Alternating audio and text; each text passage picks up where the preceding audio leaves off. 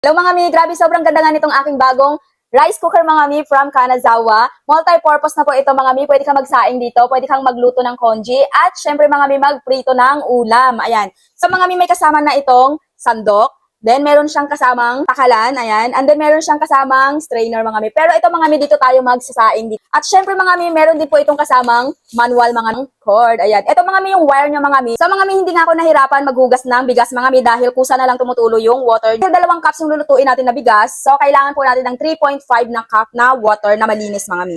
Mga mi, ayan, 3.5.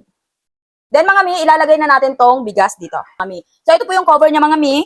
Ito lang po itong function mga mi kung ano yung lulutuin nyo. So mga mi, luto na po yung ating rice at ito na siya mga mi. Ito po yung tinatawag na low sugar na rice mga mi. At pwede mong kunin to lahat mga mi. Ayan.